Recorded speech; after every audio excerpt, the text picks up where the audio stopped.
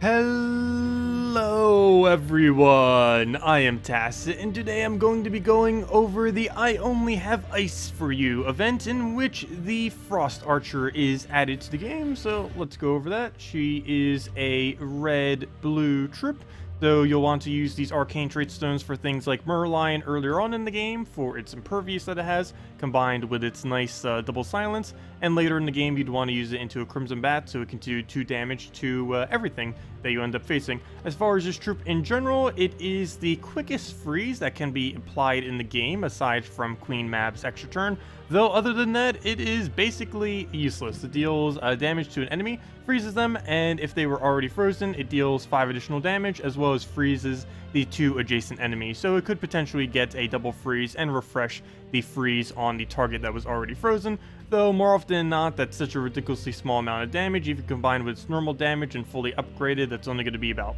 40, if even that, probably even less, and that's with 10% bonus, so yeah, pretty much completely dead content. Maybe very early on in the game you could use it as like an alternative freezing troop, though as I just mentioned, Merlion with its double silence is probably in every case going to be better than this thing's freeze, though it could be a okay alternative for a quick freeze if you don't have fully traded Queen Mab, though trying to seek out a fully traded Queen Mab would be exponentially better than this thing. So get a few of them, maybe just for your trait stones and stuff like that, but as a troop, not really something you'd be using, though it does give 5 additional glory for using it in PvP this week, so at least we have that. Anyways, now let's actually go into the event keys. As far as event keys, stuff that is in here, there are 3 major drops that you may be wanting to get in here. For the most part, this is quite a skippable week, but if you've been needing a freeze option, this is the week to get it. From event keys, there are 3 things in here. Borealis, which is a dragon that freezes all enemies whenever it casts. It also does triple damage when fully traded to those frozen enemies as well, and is a dragon, so it can be used with some dragon teams, and can be a freeze option for those dragon teams. Other than that, there's of course Queen Mab herself. She's the best freezing troop in the game, as well as the best mana burning troop in the game, has really high damage output, and has that mass freeze, and is really good against everything that doesn't have impervious or immunes to her freeze or mana burn. And other than that, there's also the Skady, the Mythic of Skady in this drop pool. She's particularly good against 3rd slots. She can drag the 3rd slot all the way to 1st, making it one of the best 3rd slot counters in the game. It also has a perpetual blue storm, so it can occasionally be used for blue Guild War days. For the most part though, definitely a skippable week if you already have a solid freeze option. Not to mention, she is also within the Soulforge this week. Speaking of Soulforge, of course there is her. Queen Mab is available, so instead of spending gems and such, you can go, or event keys, you can go and simply craft her if you want to go spend the diamonds to it. But one really noteworthy thing that some of you may have already noticed, and it really caught me by surprise. Let's see, where is he? I think it's the next one. And no, he's the next one. Wait, where'd he go? There he is. Boom! Cedric Sparklesack. Why he is available, I do not know. I already got one, and I'm going to get another one. Yeah, he's the guy that's from the vaults. I guess we'll have to do a video on him later. Not going to be covering him at the moment, but yeah, Cedric Sparklesack. He is basically the Fairish Ra of gold. Definitely not as good as a Fairish Ra. Don't misplace that. It is definitely nowhere near how viable a Fairish Ra is, but he does have a 100% gold bonus. This does not increase the PvP bonus, but let's say you were using an Alchemist or something, that's pretty much going to get you 300 gold if you're using like 2 of them within a matter of like 2 casts. So will he be really viable to use?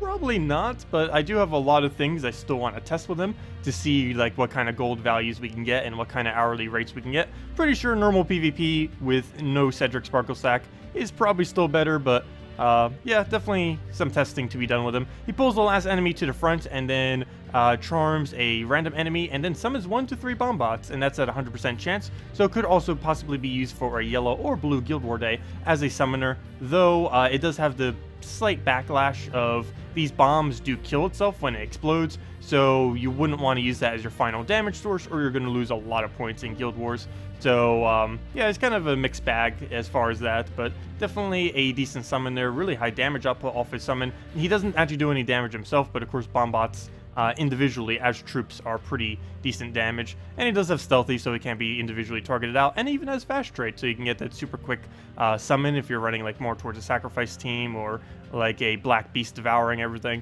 But yeah, it's mainly just going to be used for the accumulation of gold, and I would definitely advise getting one because we don't know when he's going to be back again. The thing with legends is they have a lot longer of a rotation than that of mythics, because there are like 3 to 4, maybe even 5 times more legends as there are mythics.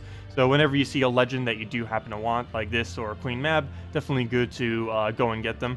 So yeah, that is basically everything available here. Nothing really useful in the stones. None of the mythics currently available are really too over the top, so not really much to get to unless you really specifically wanted one of them for whatever reason. Other than that, let's go into the actual event objectives. If we go over here, we can go see the weekly Fey bonus. We have 10% to all Fey as well as 10% to all Elementals. As I mentioned earlier, we get 5 additional glory whenever we use the Frost Archer in PvP.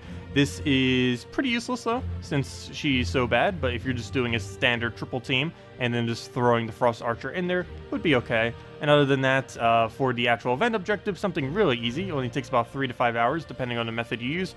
But all you have to do is kill things in PvP, and it also works in Explore. So the easiest way of doing this is go to whatever Explore you actually need trait stones from. At this current moment, I believe I still need a few more green, yellow, and simply just go kill it out with any standard quick Explore team. Right here, I'm just using the Rowan Firebomb, and there we go. And that's 4 event gems right there, and you just keep repeating that over and over again with the play again button, and you can easily get that done in about 3 hours to 4 approximately, maybe a little bit longer. But yep, that's about as all you really need to do for it. Not a lot of decent rewards like 150 gems and 7 gem keys. Tisarian is essentially useless, so not much with that. Let's go over to now, of course, the raids. I will not actually be doing any raids during this video, but I do want to go over some teams real quick, 2 different teams that I'll probably be using during it. That is not where raids are. If we go over to raids, so there are 2 basic teams I'm going to be probably using. The first one is the one you see there. It is a Frostling, Mang, Winter Wolf, and the Freya. Freya is the troop that you end up obtaining through the the shop tab thingy. If you spend 100 gems to go up to there, you would end up getting 1 copy of her, and what she does is damage to an enemy 3 to 5 times, depending on her ascension. I'm keeping her at only epic, so we're only going to be getting 3 times from that. Other than that, it also freezes a random enemy. It will not be able to freeze the boss because there's a full immunity to it, but assuming it freezes one of the other 3, it will, of course, get that freeze down. Other than that, it has fast trait, so you can get some pretty quick pokes. It might even be worth it if you're going for pack number 4 to actually not ascend her and actually use 2 of her on your team, just to be able to kind of double that up, and because I feel like she'd almost get more value just from that fast trait and just double casting from it. Other than that, she has armor piercing combined with Godslayer. This would normally be a good combination, though you would kind of need a way to drag the first slot or his last slot all the way to first. And there are some things that can do that, though I don't believe there is anything underneath the kingdom that can. Well, I know for sure nothing underneath the kingdom. There might be a weapon or something that can do it, but then you have to get rid of something like Mang or some kind of other viable weapon in order to do that, and probably wouldn't be worth it just to try getting armor piercing on it. So both of those 2 traits will almost be completely useless to even do, though the fast trait is definitely quite viable on her. Other than that, we also get this new weapon. Once again, it's one of those kind of slightly useless ones that would mainly only be used for this game mode for the most part. It deals damage to an enemy, and it's boosted by Glacial Peaks for 4 damage each. There is no Glacial Peaks hero class, so the most you could get on that is 12 additional damage, as well as a mix of 4 blue, 4 purple, with an additional 12, so that would be a 16 total mix of blue and purple that you'd be able to get to the board. Both those colors are good for Glacial Peaks Kingdom, though for the most part, not anything really too special, since again you can't get the hero class for it, so you won't be able to get its true full effect. Oops, that is not what I meant to do. Let's go into that one team real quick that I already showed, but where'd it go? Right there. So basically the whole premise with this team is Frostling.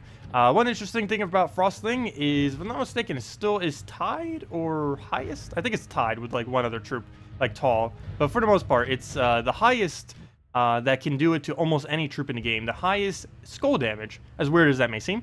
It has a 8 times multiplier that I could potentially get. This is because it has Stalker, which is 2 times, Shatter, which is 2 times, and both of these can be applied to anything, unlike the other option, which does 8 times, which cannot apply to everything. But yes, you could get this 2 times, and then an additional 2 times off a Hunter's Mark, and this will go multiplicitly for 8 times additional damage, meaning with no attack buffs, and assuming its attack doesn't get reduced, that would be 240 damage if we can get all those stats effects on one, which is more than we'd be able to do with Mang. Of course, it takes a lot of setup to do that. We'd have to cast its ability on it, which both frees and webs it, as well as we would need to cast the other ability, which would Hunter's Mark it. But yes, that would be 240 damage per skull, or at least with our setup that we have, or his base stats at the moment. So yeah, that is quite a lot of damage, obviously. That will one-shot for a very good duration out of these battles.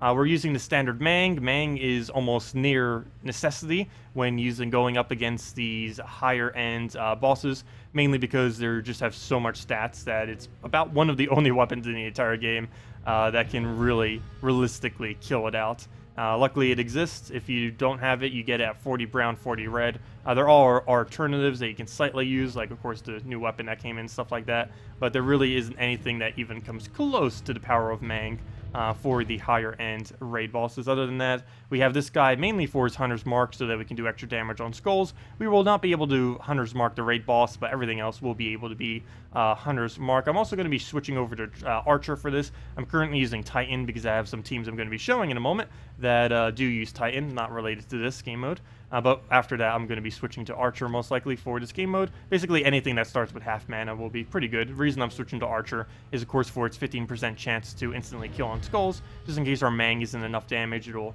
be able to do that for us. And other than that, of course, we have Freya, which is just going to be doing damage to the boss and killing it out quickly. And yeah, that's pretty much the team. I do have one other team that I may be using just a little bit, just to kind of mess around with it. It's something that is, I guess, slightly cheaper. And if you don't end up having the, what's it called, the Mang, this could possibly be your alternative. But it's Ice Golem, Glacial Crystal, Freya, and the Snow Hunter. Snow Hunter still keeps up that Hunter's Mark that you would be able to use for the same premise as the other troop. Ice Golem would be able to freeze out the entire enemy team, as well as provide some tank ability for your team, since it has Stone Skin plus a buff on its ability. Other than that, we'll be using this weapon to kind of poke around, as well as Freya for the cleanup. Not the best of things, though there are very, very few options within the Glacial Peaks Kingdom to really work with, so not that great synergy, no really good mana generator. It's a pretty clunky kingdom to have to build a full team out of, that is for sure.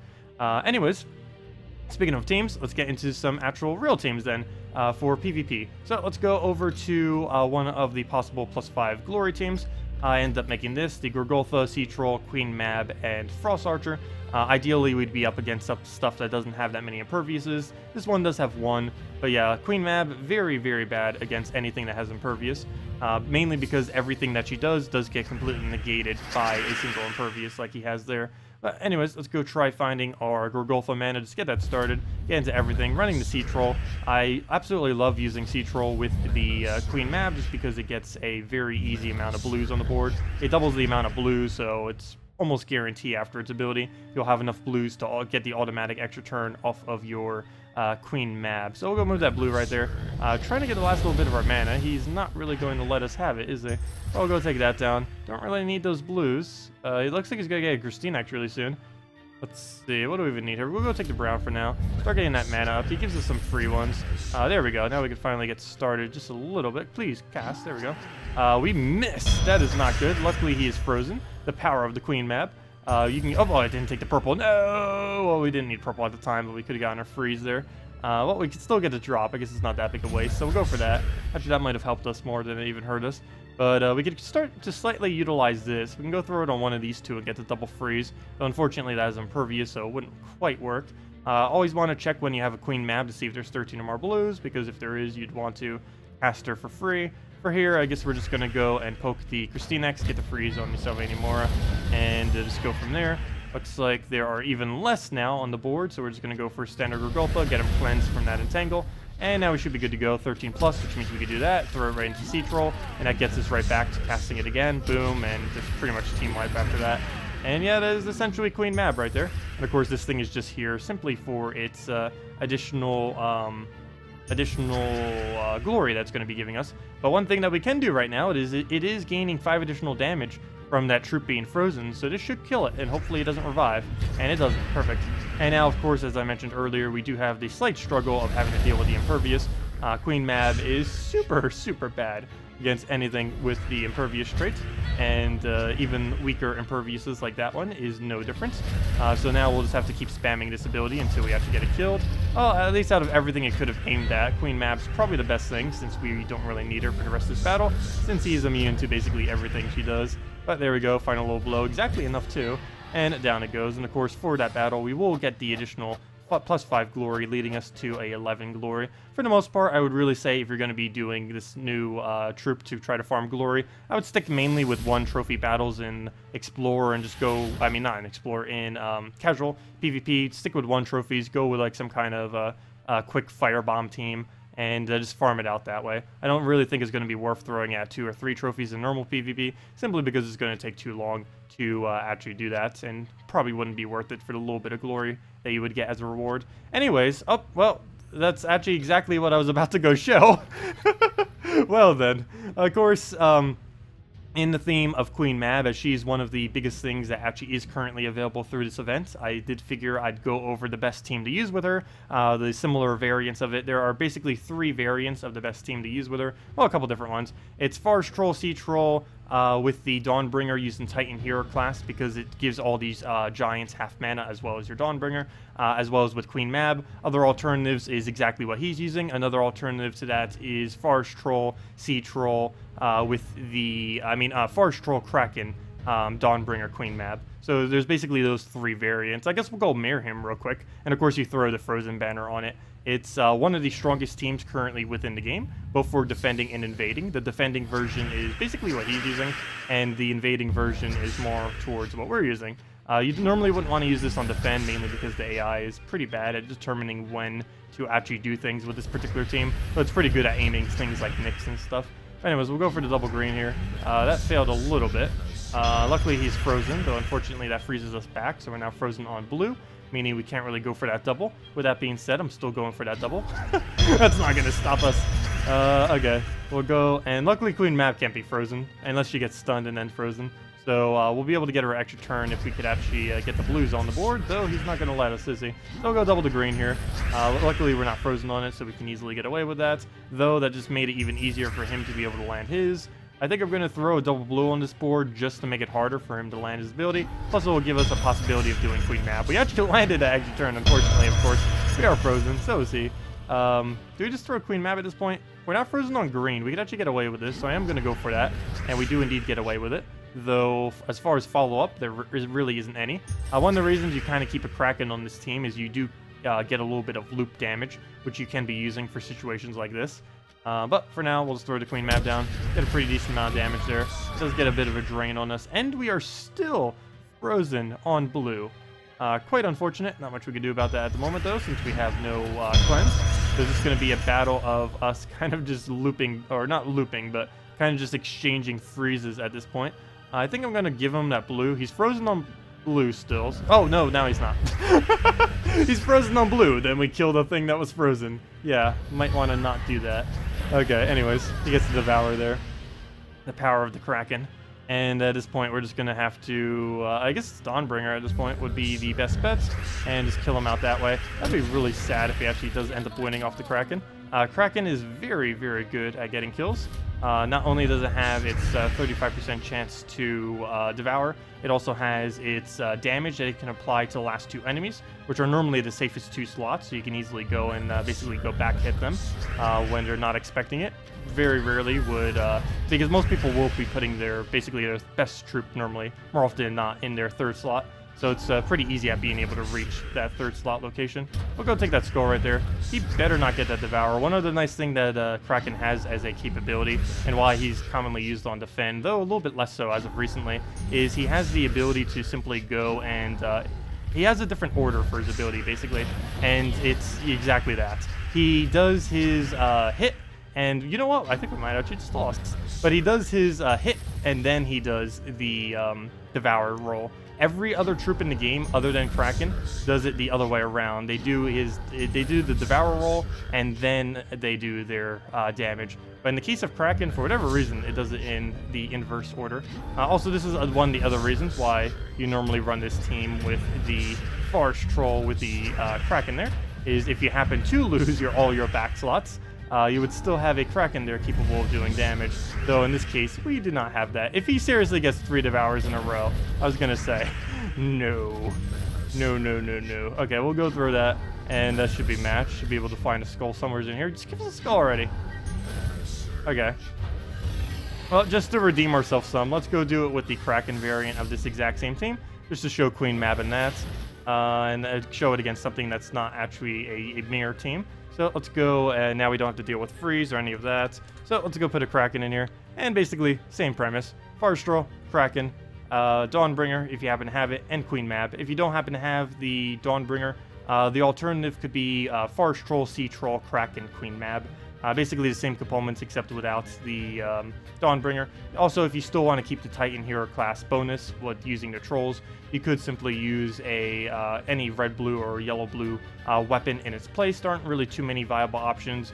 The most viable one most people don't have, which would be Fire and Ice, which is a red-blue AoE weapon. But unfortunately, there really isn't any way of obtaining that, so just any kind of weapon other than that you can fit in there would be perfectly sufficient.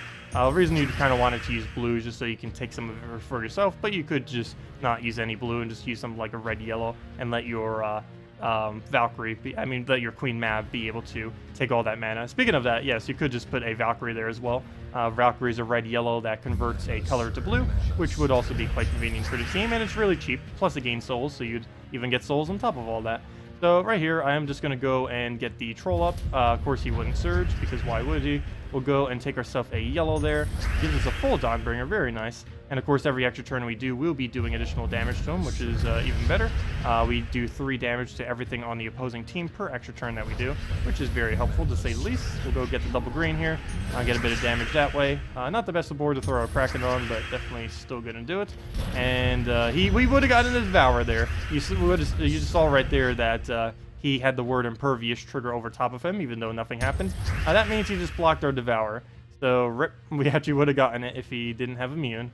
Let's see. Actually surprised to see people are still running last slot immunes. Kraken used to be very, very popular. Still kind of is here and there, though I have been seeing a big decrease in his usage. But yeah, for the longest of times, there's been a lot of people running basically Impervious last slot, and just to get immunity to basically be Kraken, just so it wouldn't be able to get that Devour. It died down some ever since he got that slight nerf, but still, they're around. You'll still see them here and there. But we'll go here. I guess we throw skulls. Kind of want to just get it to full mana, though. Can we do both simultaneously? Probably not. Probably not. I'll just try for a skull there. And nope, we had 2 chances. Didn't get either. Throw a Dawnbringer. It's almost dead. Get a double green if we can. We can take some blues because they're just sitting there. Don't really think we need that skull. Though there's so few greens on the board, I might as well just take it. So that dies down. Again, not really worth trying to go for it. So I might as well just keep poking blues and stuff, get another Dawnbringer and kill him out that way. That won't actually kill him completely, but it will at least get the Dragon Soul kill. And of course he ends up reviving into a baby dragon, which transforms into a Shadow Dragon. I still have yet to see a baby dragon off of a Dragon Soul transform back into a Dragon Soul. I know people have seen that already. It is definitely would be quite interesting. I have yet to see it myself, though, but that would be very, very hilarious whenever he does finally do that. Okay, we'll go and... what do we even need here? Come on, last little bit of damage. Where are you? Also, this team is very commonly used as defense. As far as invading, you may notice that I almost never use this for invading purposes. One of the main reasons is, as you can kind of see, it is slightly slower than other options. The main reason it's used on defense is it has so many possible kill options and disables and just frustration that between the Devour and the freezes and everything, it can get quite a bit of decent value. So yeah, I pretty much, whenever I do end up using this, I normally use it as something like a Guild War Defend and stuff like that. I don't really invade much with this, just because there are better options out there. But as far as what Queen Mab gets used for, this is among one of the best possible teams of which you can throw a Queen Mab into the composition. So given that it is her week, it is definitely worth mentioning. But anyways, guys, that is pretty much everything I wanted to go over with the event. Don't believe I missed anything. If you guys have any other questions, feel free to leave it in the comment section below, and I'll definitely be going over it. I'm also going to be, probably sometime this week, going over the Cedric Sparklesack, as I definitely want to cover him now that we finally have him, and 2 copies at that. So we took all that time, like what did we take? 15, 20 hours, 25 hours trying to farm vault keys to try to farm a Cedric Sparklesack, and then he is right there, just sitting in the Soulforge, ready for us to take for a ridiculously low amount of diamonds, or at least to our hoard of diamonds. It's pretty low. We could craft like 15 more if we needed. But anyways, guys, have any other questions, leave them below. Hope you all have a wonderful week, and I will see you all later. Goodbye, everyone!